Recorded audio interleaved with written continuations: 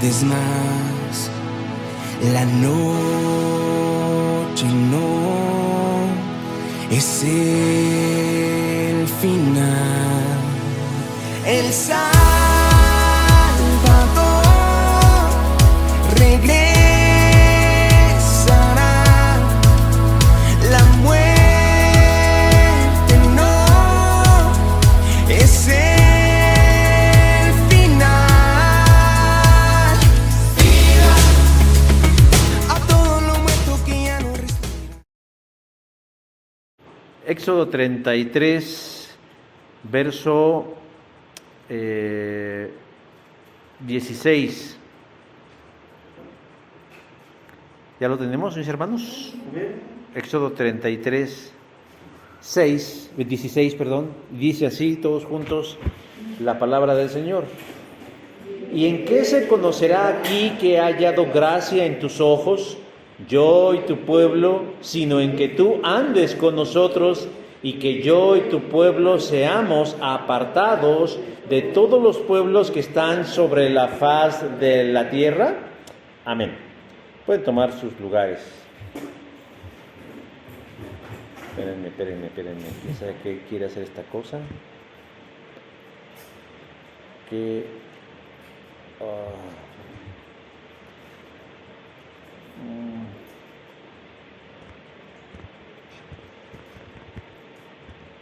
Nunca pongan su fe en la tecnología, porque siempre les va a hacer quedar mal.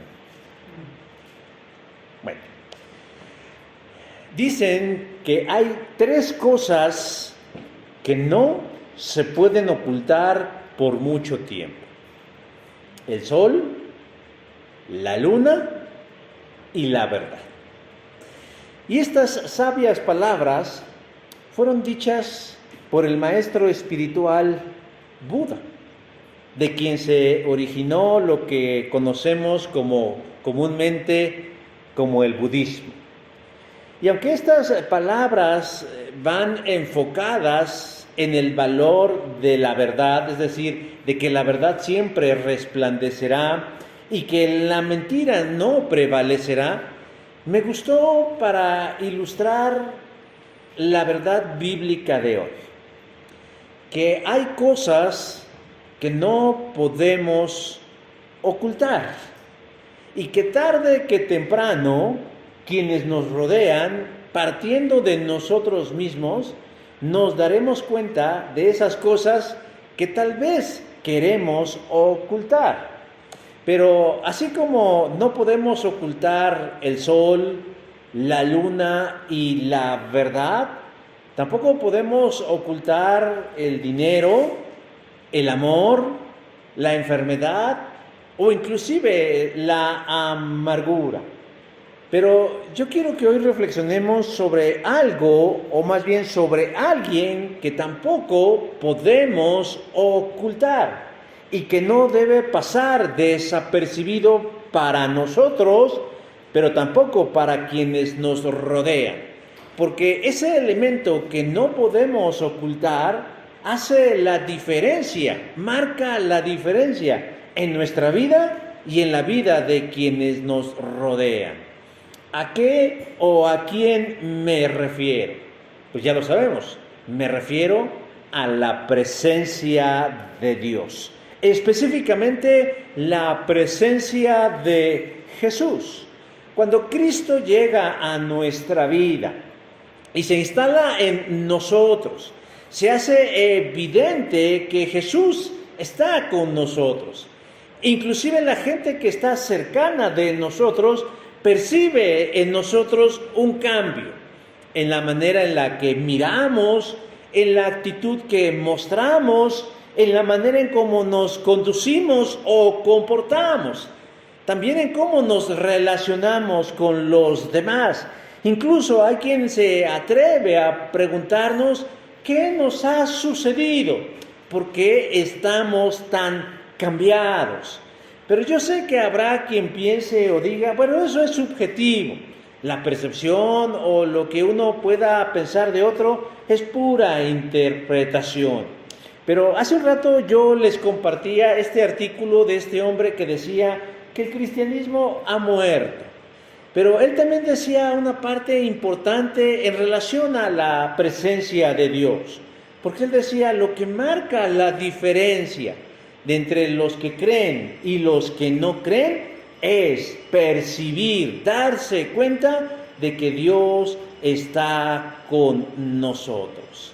La presencia de Dios, hermanos, y sus actos perceptibles, no solo por nuestra mente, sino por nuestros sentidos, es algo que no puede pasar desapercibido por nadie. Ahora, vivimos tiempos en donde el que menos dice que está bien con Dios, ¿no? Toda la gente tiene a Dios en la boca.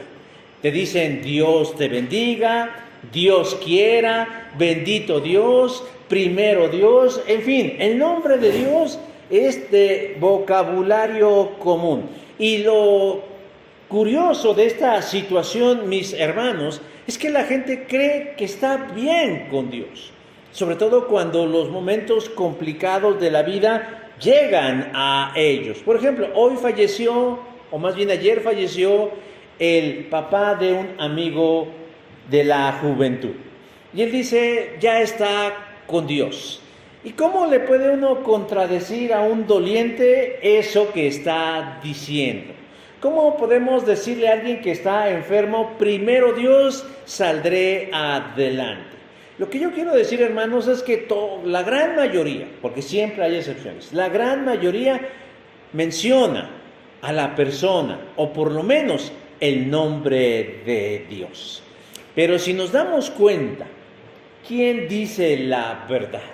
¿Quién realmente está del lado de Dios? ¿Quién realmente está hablando en el nombre de Dios?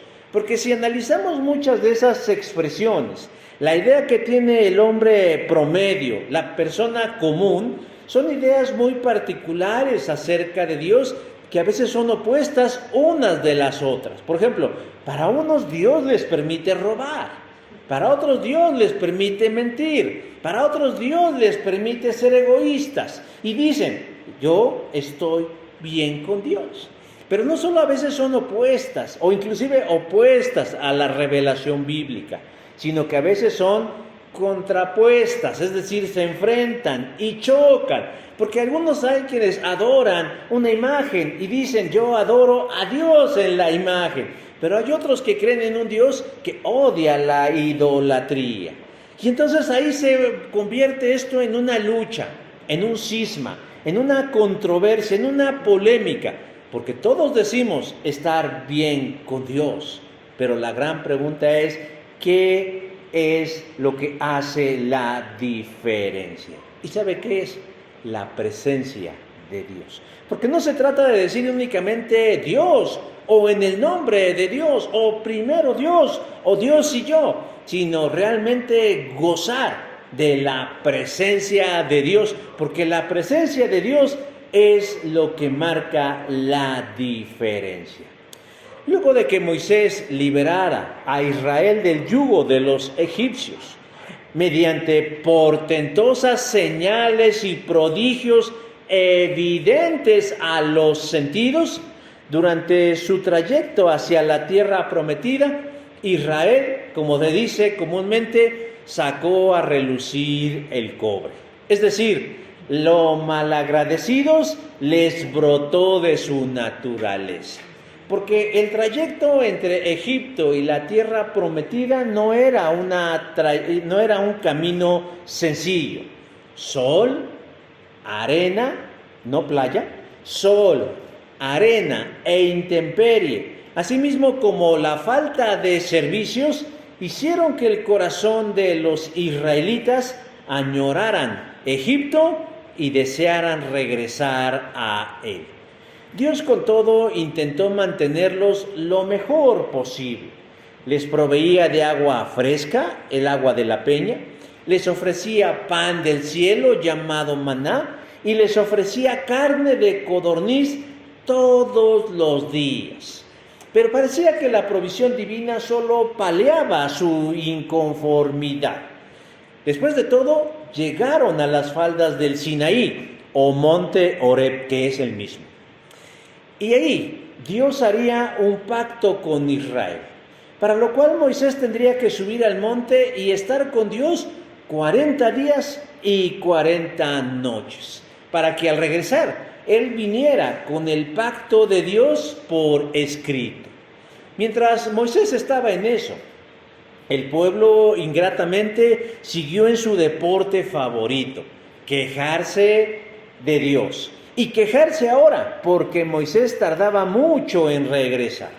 Le pidieron a Aarón, el hermano de Moisés, que le hiciera un ídolo, una figura tangible, visible, palpable, evidente a los sentidos, a la cual ellos pudieran rendirle culto.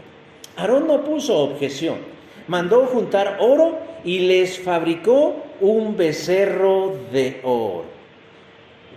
Para lo cual, una vez que el pueblo tuvo a su ídolo, comenzaron a adorar, bailando, gritando, cantando, alzando júbilos.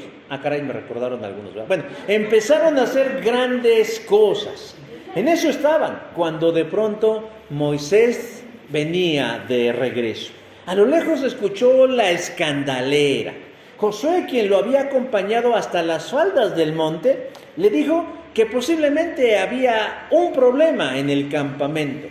Pero cuando llegaron, el espectáculo bochornoso y patético que encontraron les generó enojo. Moisés reaccionó tirando las tablas de piedra que contenían la ley de Dios y reprendió a todos por su idolatría.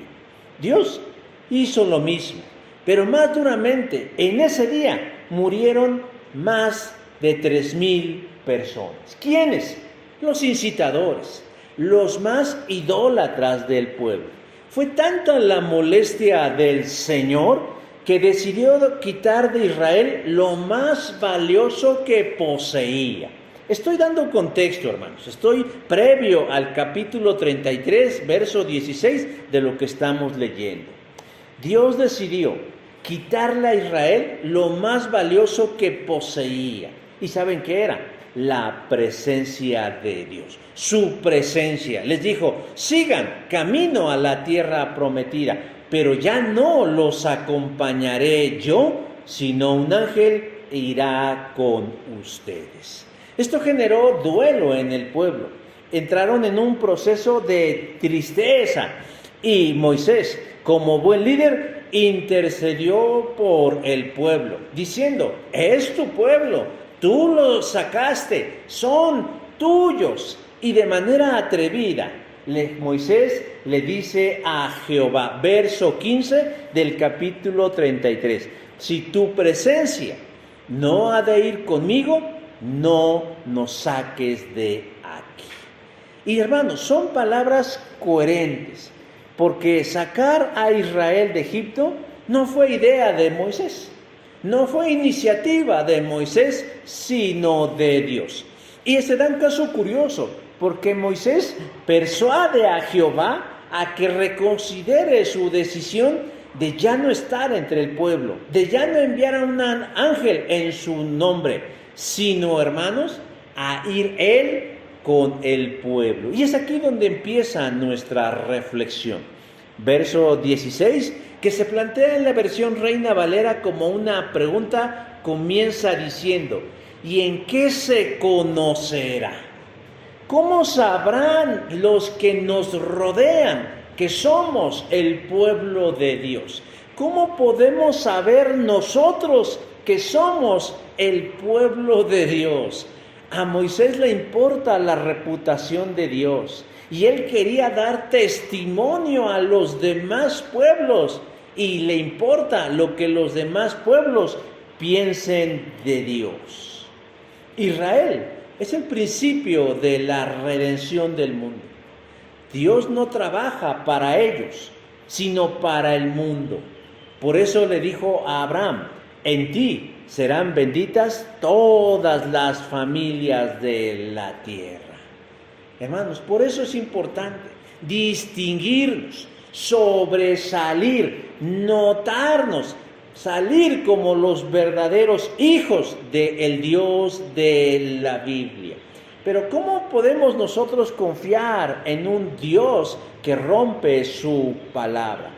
¿Cómo iba a cumplir Dios su parte del plan redentor en Israel si Él no iba con ellos?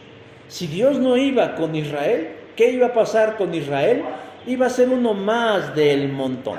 Otro más que dijera, yo conozco a Dios, aunque yo no tenga evidencia de su presencia en mi vida. Decía hace un rato que el que menos allá afuera, el budista, el musulmán, el testigo de Jehová, el mormón, el brujo, el espiritista, el gnóstico, hermanos, inclusive el ateo, creen que están bien con Dios.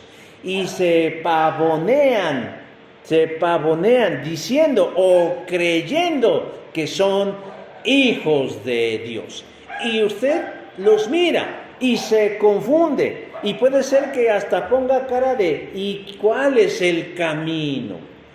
Pero la prueba, hermanos, irrefutable de que se es pueblo de Dios no es el credo en el que creen, valga la redundancia, no es el templo al que van, no es la manera en cómo visten, no es el lenguaje que manifiestan, no. ¿Cuál es? Es la presencia de Dios. Es Jesús con nosotros. Y hoy quiero, hermanos, animarlos a que respondamos juntos la pregunta que Moisés le hace a Jehová. ¿Cómo sabrán que somos el pueblo de Dios? Que no somos una religión más, que no somos otro añadido a la expresión religiosa de este planeta. Y el pasaje nos da 3 respuestas fundamentales a la pregunta de ¿y cómo sabrán que somos el pueblo de Dios? La primera respuesta, hermanos, todo está en el verso 16. La primera respuesta a de cómo sabrán que somos el pueblo de Dios es porque vivimos bajo su gracia. Mismo verso 16 dice, se conocerá aquí que he hallado gracia en tus ojos, yo y tu pueblo. El tema de la gracia de Dios es un pilar fundamental de la fe cristiana que no la tiene ninguna otra, hermanos, porque de ella depende nuestra salvación. Pero así como es importante la gracia, también es controvertida. ¿Por qué? Porque para el hombre natural no alcanza a discernir que Dios quiera regalarnos su presencia y cree que debe merecerla a través del esfuerzo, el sacrificio o el cumplimiento de ciertas reglas. Y como no lo puede entender, termina rechazando el regalo de la gracia de Dios. La gracia de Dios, hermanos, es la doctrina más importante de la fe. ¿Sabe por qué? Porque en términos sencillos, la gracia significa favor inmerecido de parte de Dios a quien Él quiere. Esa es la gracia de Dios. Favorecernos inmerecidamente con algo de Él a quien Él quiere. Hay quienes han dividido la historia de la Biblia en un antes y en un después de la gracia, diciendo, antes de Jesús no había gracia, después de Jesús vivimos el tiempo de la gracia. Es más, hasta dicen, aprovechemos hoy que vivimos la gracia, dando a entender, mis hermanos, que antes de Jesús Dios no había manifestado la gracia. Y no es así, hermanos. No es así. Siempre hemos como humanidad gozado de la gracia de Dios. Es decir, Él siempre nos ha favorecido sin merecerlo. ¿Cómo digo esto? Aunque en el Antiguo Testamento dicen algunos, ignorantes con título, que no hay una palabra como tal que nos hable de la gracia, se equivoca. Porque en el verso 16 de Éxodo 33, La palabra de la que tradujeron gracia en el hebreo es kajen, que significa gracia, bondad, favor, misericordia. Que si bien es cierto que Moisés y todos los de su tiempo no entendieron, como hoy nosotros entendemos el concepto de la gracia en su plenitud, no significa que no hubiera gracia.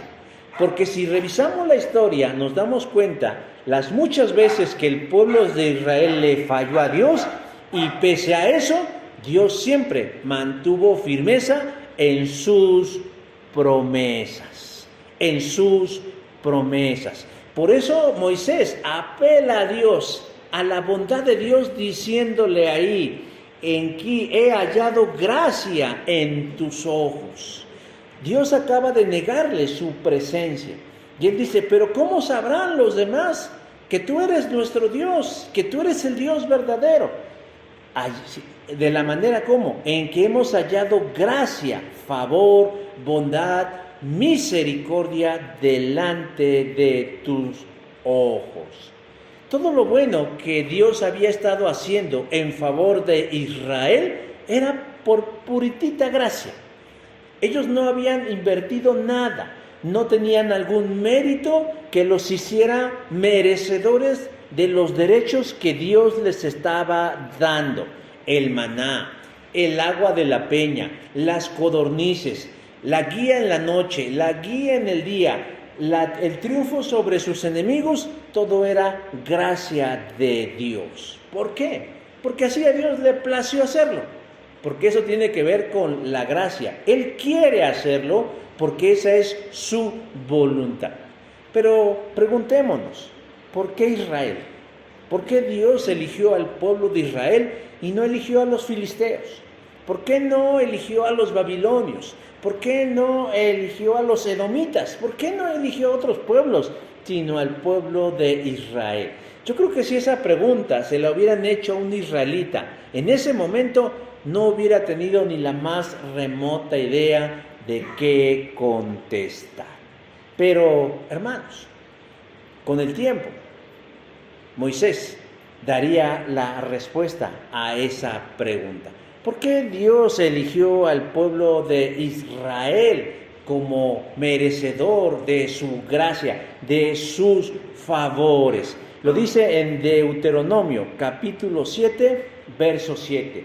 Dios los prefirió no por ser ustedes un pueblo importante, al contrario, eran el pueblo más insignificante de todos. Eso les debió haber bajado los humos a los israelitas, que en un momento de su historia se creyeron que más que Dios hacerles un favor a ellos le estaban haciendo un favor a Dios. Y esa actitud mostraban, displicente, cuando Dios les daba pan diciendo: ay, este pan ya me aburrió. Cuando Dios les daba la carne: ay, esta carne ya me aburrió. Y cuando les daba el agua: esta agua ya me aburrió. No, hombre, allá en Egipto, había un pan de dulce, de la ideal, ¿no? Allá en Egipto no había codornices, había unos cortes argentinos, bueno, jugosos, así, con unas guarniciones apetitosas de puerros y de cebollas y de ajos, no, hombre, y un agua de tamarindo. Pero a lo que yo voy, hermanos, es que ellos, en lugar de sentirse en medio de un desierto, protegidos, bendecidos, provistos, cuidados, amados, queridos, estaban en una actitud de desagradecimiento hacia Dios. Y no habían entendido la naturaleza de Dios. Dios es santo, santo, santo. Y Él en su santidad y amor expresaba de manera inmerecida a Israel su amor. Y ellos no entendían que la naturaleza de ellas era triplemente pecador. Pecado, pecado, pecado. El salmista diría siglos después: no se justificará nadie delante de ti. Salmo 143, verso número 2. Nosotros no podemos hacer nada para hacernos del favor de Dios.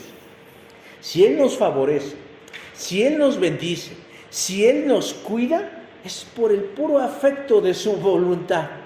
Y eso se llama gracia. Gracia. Gracia.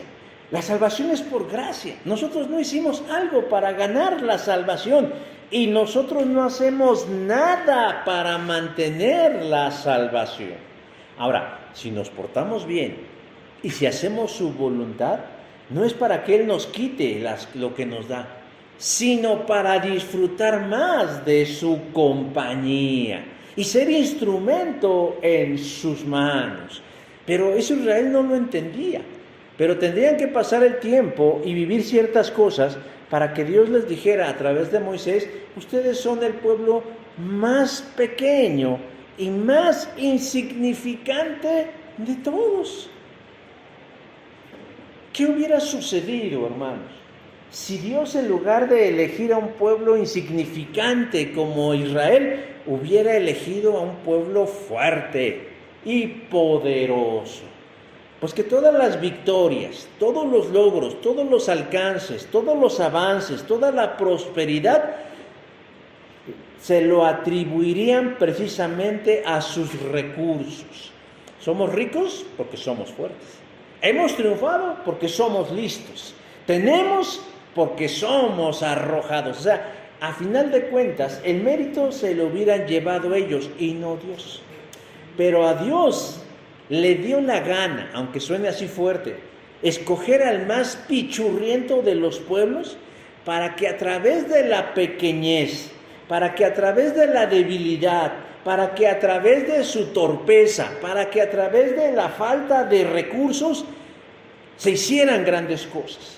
Y al final de todo, la gente dijera: ¿cómo es que han logrado todas esas cosas? Esa fuerza, ese poder, esa seguridad, esa confianza, esa bendición.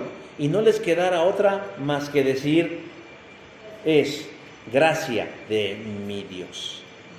Pablo diría a los creyentes de Corintios, porque ellos se creían muy listos, se creían muy pudientes, y se creían influyentes, pero no eran así.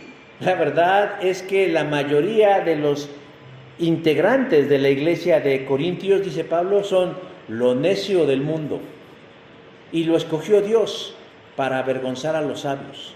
A lo débil del mundo escogió Dios para avergonzar a los fuertes. Primera carta a los Corintios, verso 1, verso 27. ¿Para qué? Para que nadie crea, hermanos, que si nosotros somos algo es por nuestro dinero, es por nuestra inteligencia o es por de quién somos amigos. Hermanos, si Dios va a hacer cosas grandes en nuestras vidas, al final tenemos que decir: es el Señor quien lo ha hecho en nuestro nombre. Israel acaba de salir del yugo egipcio de más de 700 años de esclavitud, pero lo hizo no de manera discreta. No salió huyendo por debajo de la tierra, no, salió en medio de señales, de portentos, de maravillas, venciendo a la nación más poderosa de su tiempo, al rey Faraón, que para muchos era un dios en la tierra. Pero Israel, bajo sus propias condiciones, no hubiera podido salir libre bajo su propia ayuda. ¿Requirió la ayuda de quién? De alguien más grande, más fuerte y más poderoso que Egipto y que Faraón. Y ese se llama Jehová de los ejércitos. ¿Y por qué es esto, Dios? Porque ese es el punto de nuestra reflexión. ¿Por qué? Por gracia, por misericordia y por bondad. Por eso Moisés le dice a Dios, le recuerda a Dios que la manera en cómo los demás pueblos deben saber que ellos son su pueblo es por la gracia que han hallado delante de sus ojos. Hoy esto no es distinto, hermanos, no debe ser distinto. Las iglesias locales no pueden y no deben andar como si Dios les debiera algo. Te pedimos salud, te exigimos esto, te pedimos aquello, porque se les olvida que si algo somos es por su gracia. ¿Cómo puede el mundo saber que nosotros somos hijos de Dios? ¿Cómo? Pues viendo nuestra condición y sabiendo que nosotros, por nosotros mismos, no podríamos hacer los cambios y cumplir los retos que la vida nos enfrenta. Que podamos manifestar la manera abundante, generosa y copiosa de bienes que Dios ha derramado sobre sus hijos en comparación de quienes no les conocen. Hermanos, y esto es una bendición, pero también es un reto. Usted siéntase bendecido, porque todo lo bueno que usted tiene procede de Dios y es una muestra de su amor. Pero también es un reto. ¿Por qué? Porque debemos conducirnos de tal manera que la gente de afuera, que la gente que no es de Cristo, sienta envidia del Dios que usted tiene en su corazón. ¿Por qué? Por gracia y misericordia. ¿Cómo sabrán los demás que somos el pueblo de Dios? Primero, por la gracia que hallamos y por la gracia derramada en nuestras vidas. Pero en segundo lugar, hermanos, los demás deben darse cuenta que somos el pueblo de Dios porque Dios anda con nosotros o nosotros andamos con Dios. Verso 16 dice, sino que tú andes con nosotros. Uno de los personajes más enigmáticos de la Biblia es Enoc. Génesis 5:21. Pero lo enigmático de Enoc no es haber engendrado al hombre más longevo de la tierra, Matusalén, ¿no? Ese no es su misterio, sino por la manera en cómo él se fue de esta vida. Ese es el enigma de Enoc. Porque contrario a todo lo conocido, Enoc no experimentó la muerte. Génesis 5:24 nos dice, y desapareció porque se lo llevó Dios. ¿Cómo es posible, hermanos? ¿Cómo es posible? No, pues no es posible. Es imposible. Enoc no murió. Simplemente Dios se lo llevó. Enoc, junto con Elías, son las únicas dos personas en la historia de la humanidad que no atravesaron el portal de la muerte. Sencillamente se fueron con Dios así, en carne y hueso. Pero la gran pregunta es, ¿por qué? ¿Qué tenía de particular Enoc? No hay un capítulo completo, si acaso son unos poquísimos versículos que hablan acerca de Enoc. Pero hay algo en la vida de Enoc que lo hizo merecedor de la dádiva, de que Dios se lo llevara sin que éste muriera. ¿Y sabe cuál fue? Dice el verso 24 de Génesis 5, que Enoc caminaba con Dios. Dice, caminó pues Enoc con Dios. ¿Qué significa que Enoc caminaba con Dios? Significa por lo menos tres cosas. La primera, que estaba de acuerdo con Dios en todo. En todo. Segunda cosa, que estaba siempre cerca de Dios. Y tercera, que estaba en el mismo camino que Dios. Hermanos, el anhelo de Dios es estar con nosotros, es tener comunión con cada uno de sus hijos. Él quiere caminar con nosotros y nosotros debiéramos desear caminar con Él. Y yo no dudo, hermanos, yo no dudo que esa sea la intención de muchos,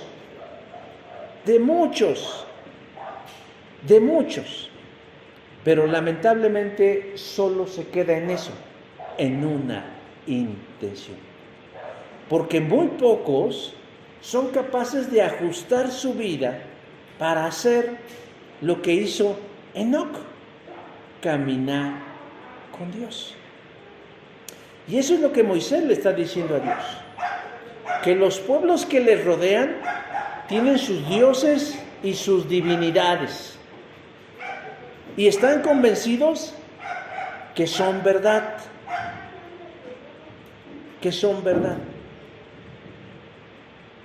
Pero ellos, los israelitas, no son como ellos. ¿Por qué? Porque los paganos practican una fe religiosa, mientras que Israel aspira a vincularse con Dios. A ver, lo voy a explicar de otra manera. La gente va a la iglesia, si es que va, como quien va a misa, a cumplir el compromiso semanal, a lavarse la cara, a curarse en salud, a acallar su conciencia, regalándole unas cuantas horas a Dios, a sentarse en una sinagoga, a sentarse en una parroquia, a sentarse en un templo, a sentarse en cualquier lugar donde se exponga el escrito sagrado. Y ya, el resto de las semanas, de los meses, de los años, de la vida, ese es mi asunto. Lo que yo haga con mi vida es mi problema. Mi cuerpo, mi trabajo, mi familia, mis planes, mi decisión. Dios en los templos, Dios con los pastores, con los sacerdotes, con los gurús, con los que sean. Pero yo no. Yo me quiero casar, yo quiero tener casa, coche, trabajo, viajes, placeres. Como diría la Tesorito, disfruten la vida, mis amores, que el mundo se acaba. Esta cultura hedonista donde todo es satisfacción y gozo, donde no nos queremos sacrificar por nada ni por nadie, a veces ni siquiera por nuestros seres amados, ni por nuestros padres y a veces algunos ni por sus hijos. Y aún así, hermanos, hay cristianos evangélicos que cacarean caminar en la verdad, que actúan de esta manera.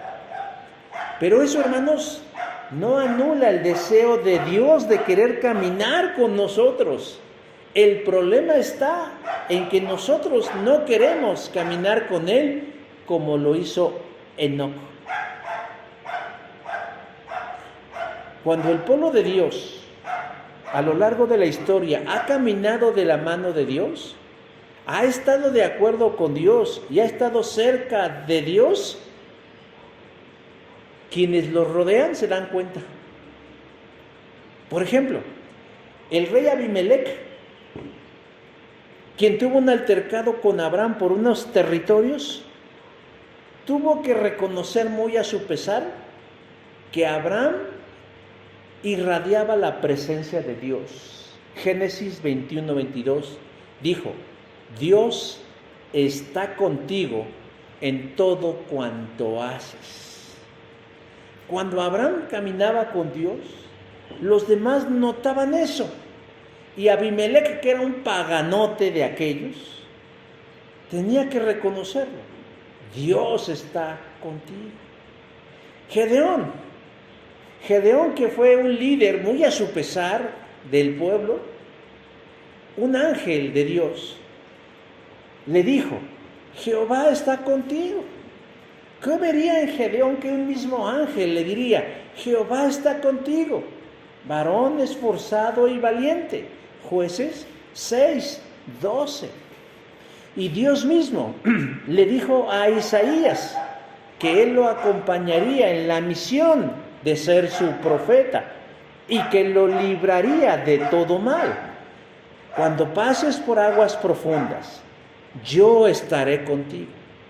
Cuando pases por ríos de dificultad, no te ahogarás.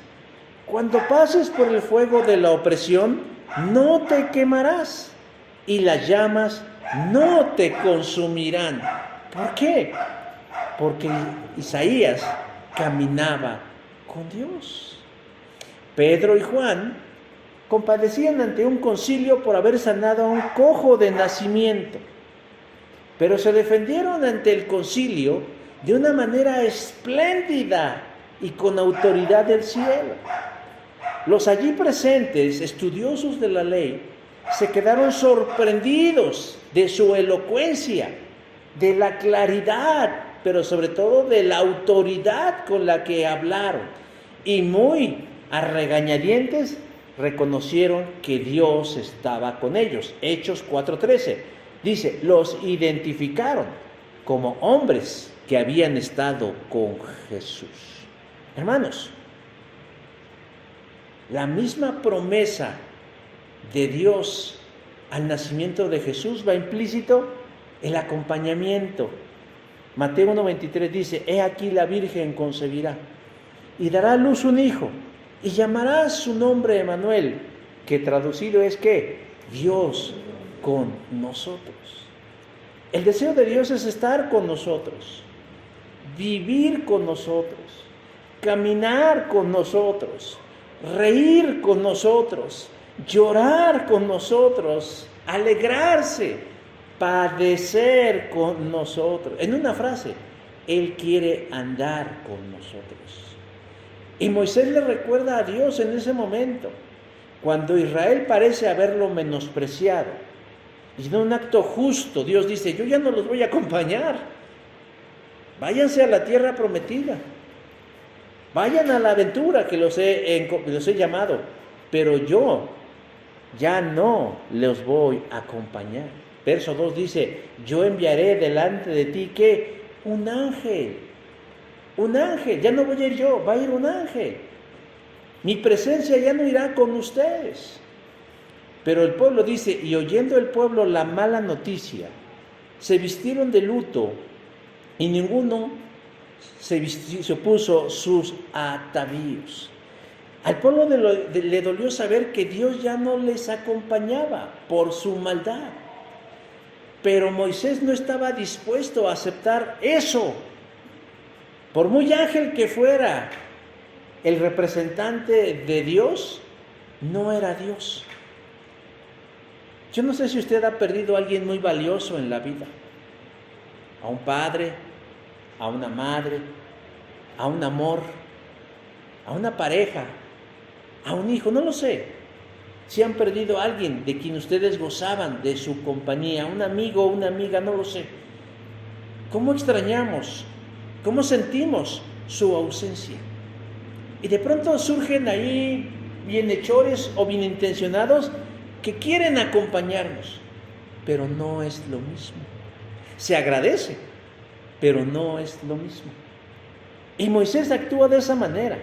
No iban a ir solos, los iba a acompañar un ángel.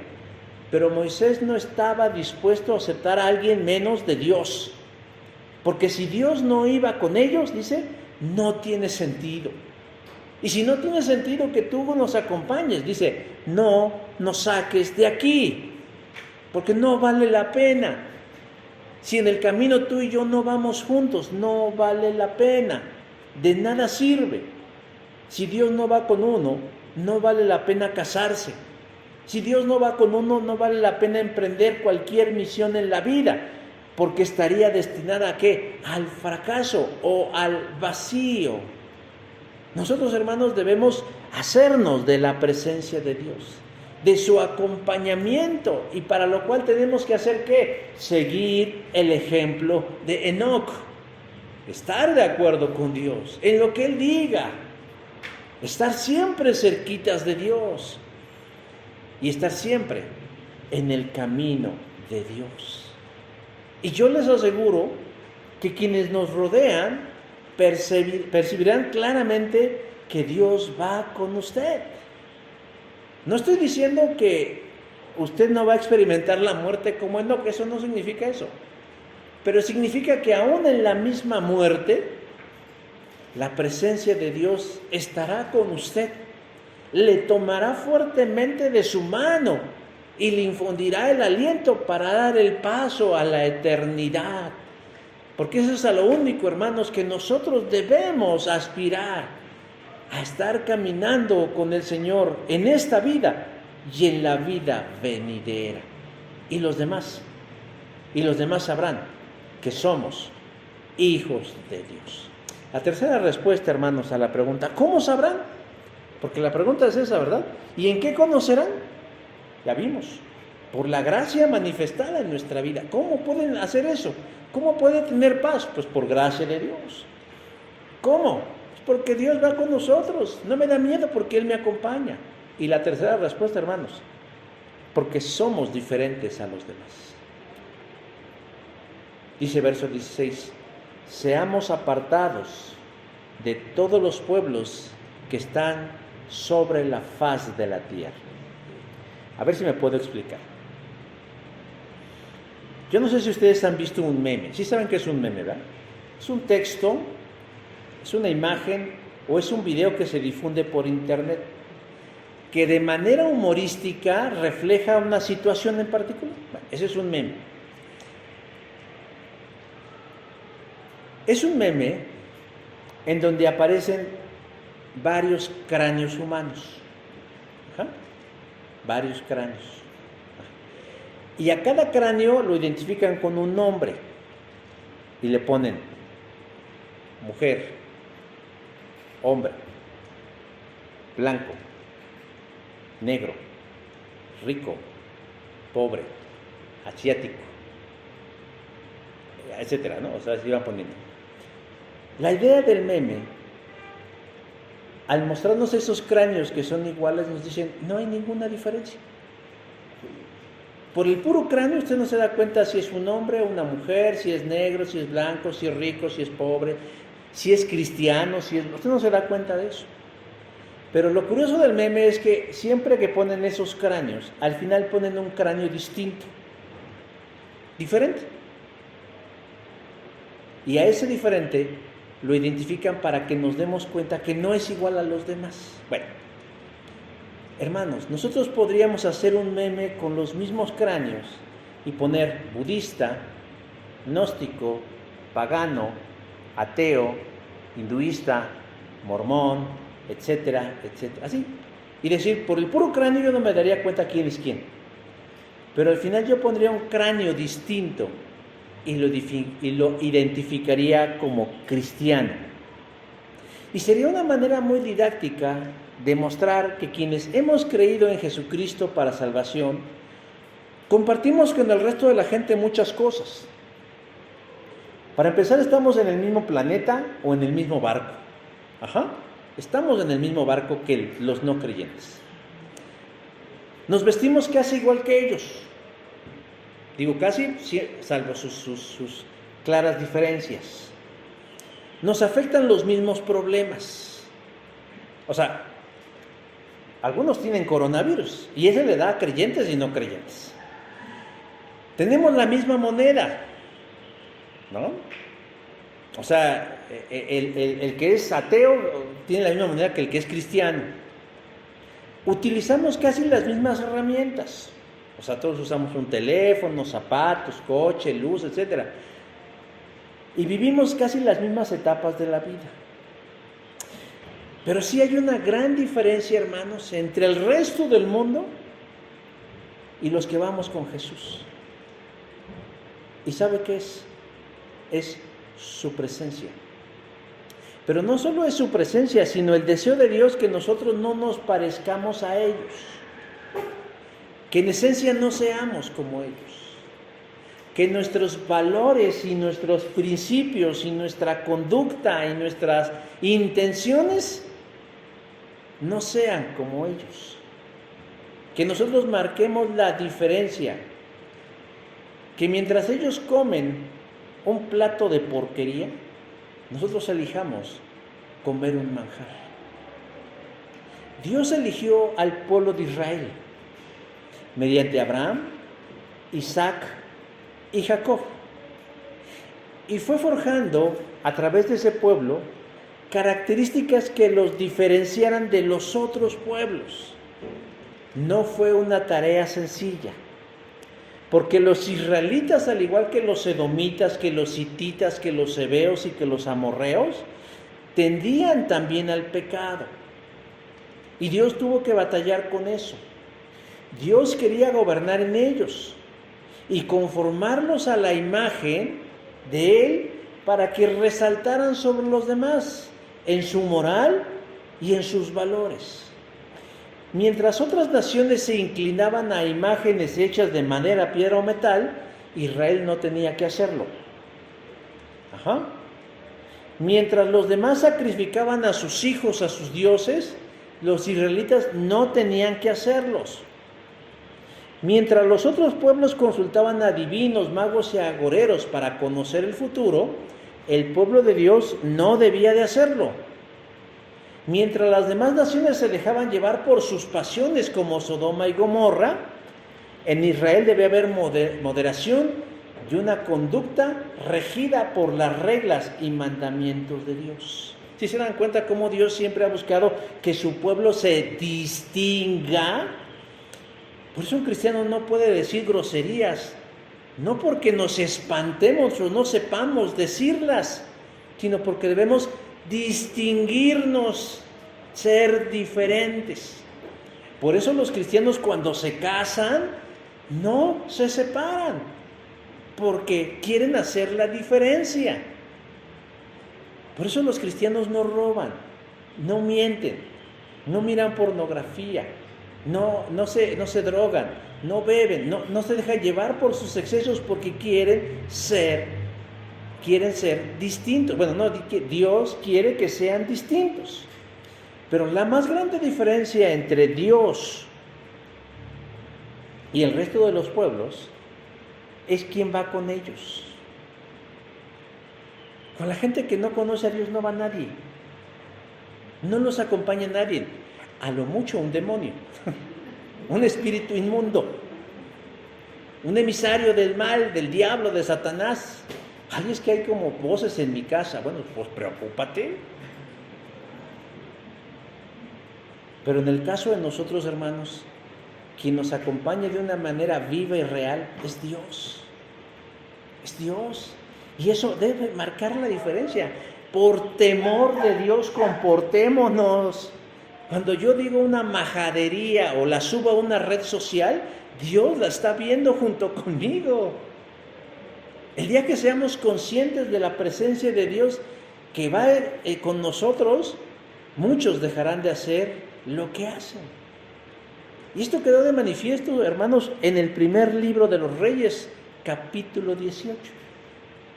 Subió en el reino del norte al trono un rey llamado Acab. Y este rey abandonó la fe de sus antepasados y adoptó la fe a un dios llamado Baal. Pero no solo él adoptó la fe al dios Baal, sino que animó a su pueblo a seguir su mal ejemplo.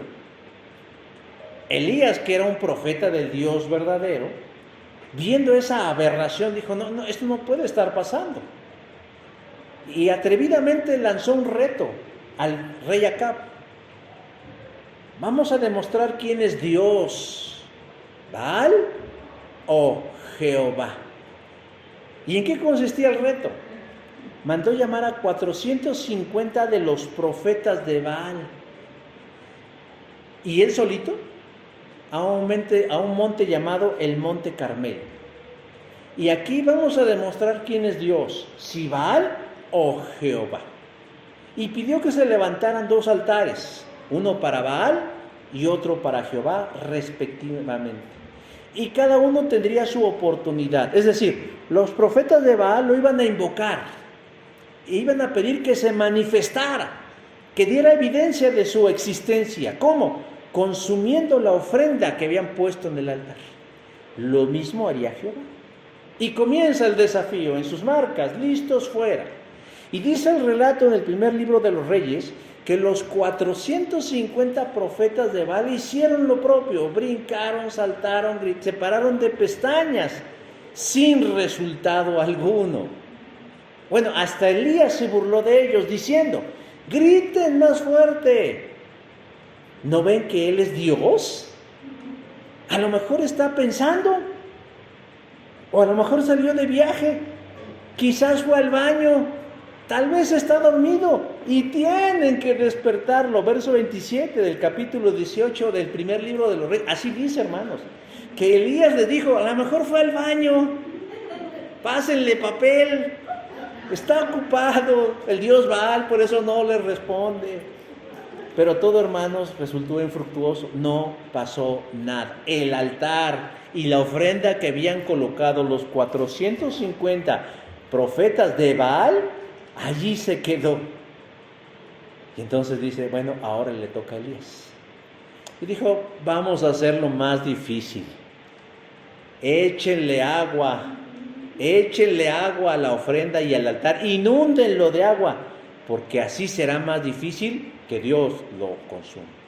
Una vez todo listo, Elías de manera discreta oró y dijo, Jehová, Dios de Abraham, de Isaac y de Israel, sea hoy manifiesto que tú eres Dios en Israel, que yo soy tu siervo y que por mandato tuyo he hecho todas estas cosas. Respóndeme, Jehová, respóndeme para que conozca este pueblo que tú, Jehová, eres Dios y que tú vuelves a ti el corazón de ellos. Versos 36 y verso 37. Y hermanos, sucedió lo extraordinario. Fuego del cielo descendió sobre el altar, consumió la ofrenda, consumió el altar y se chupó el agua y hasta las piedras. Y todos se quedaron con cara de... La reacción del pueblo, dice el escritor sagrado, fue de adoración, postrándose todos al suelo diciendo, Jehová es el Dios, Jehová es el Dios. La pregunta es, hermanos, ¿ha dudado usted quién es su Dios? Si su Dios es el Dios de la Biblia, hermanos, no es igual al Dios que los demás andan invocando por ahí. Solamente utilizan la palabra de Dios como una palabra más. Usted y yo y los demás creyentes no nos parecemos al resto de la humanidad. ¿Por qué? Por su gracia y su misericordia. Porque somos su familia. Y eso, hermanos, nos hace diferentes, distintos a los demás. Por eso Pablo nos anima en la primera carta a los Tesalonicenses, capítulo 4, verso 13. No se entristezcan como esos otros que no tienen esperanza. Las palabras de Pablo no se pongan tristes, no. Si se van a poner tristes, pónganse tristes. Pero no como los que no tienen esperanza. ¿Por qué? Porque ustedes sí tienen esperanza. Porque en ustedes sí hay salida. Porque en ustedes sí hay verdad. Porque en ustedes está Dios, el Dios verdadero. Nosotros no necesitamos, hermanos, cacarear de Dios porque Dios va con nosotros. Y porque sí, tenemos esperanza. Porque Jesús está con nosotros. Que los demás vean a Dios en uno, no es para vanagloriarnos. Ay, vean a Dios. No. Sino para que lo conozcan. Que los demás vean a Dios a través de uno, no es para que digan qué bueno es fulano, no, es para que lo conozcan. Por ello es necesario, hermano, que nos conduzcamos con dignidad y no hacerlo quedar mal. Pablo dice que somos cartas de Dios abiertas para ser leídas por los demás. Dice, nuestras cartas sois vosotros, escritas en nuestros corazones, conocidas y leídas por todos los hombres, y manifiestos que sois cartas de Cristo, expedidas por nosotros. Segunda a los Corintios 3, 2 y 3. Hermanos, usted es una carta de Dios. ¿Qué lee la gente en usted? Dureza, amargura, incredulidad, tristeza, capa caída, pecado, lujuria, lascivia, flojera, incredulidad. ¿Qué es lo que leen? ¿Leen fe? ¿Leen fortaleza? ¿Leen esperanza? ¿Leen dominio propio? ¿Leen templanza? ¿Qué es lo que lee la gente en nosotros, hermanos? Por eso, esforcémonos por conducirnos dignamente, y Dios se mostrará a través de nuestras vidas para salvación y para la gloria de su nombre. Dios, hermanos, va con nosotros. Y contestando a la pregunta de Moisés, ¿y en qué conocerán aquí? ¿En qué? En que vivimos bajo su gracia, en que camina con nosotros y en que su presencia nos hace diferentes a los demás. En eso, hermanos, que todos los demás se den cuenta que somos sus hijos, que los demás se aperciben que nosotros somos de Cristo. Amén. Vamos a orar para terminar. Padre del cielo, yo te doy gracias por el don inmerecido de tu presencia, por el don inmerecido, Señor, de tu gracia, de tu amor, de tu bondad, de tu salvación y de tu misericordia. Señor, en esta hora queremos rogarte y suplicarte, Señor, que tengas a bien, bendito Padre Celestial, mostrarnos siempre tu gran bondad y que nosotros seamos receptivos, Señor, a todo esto. No solo necesitamos, Señor, que reafirmes en nosotros la idea de que estás aquí con nosotros, sino también, Señor, que el mundo necesita saber que tú eres real y auténtico. Y para eso quieres utilizar nuestras vidas, para que seamos un testimonio vivo, una carta abierta, en donde los demás puedan leer la verdad tuya, de tu salvación, de tu amor, de tu vida eterna y próspera. Guárdanos pues, Señor, siempre en ese hueco y en esa idea y en esa comunión, para que todos, Señor, te conozcan y sepan que tú eres no solo Dios en los cielos, Dios en la tierra y Dios en todo lugar. Bendito seas y alabado seas hoy y siempre por Cristo Jesús, nuestro Salvador. Amén.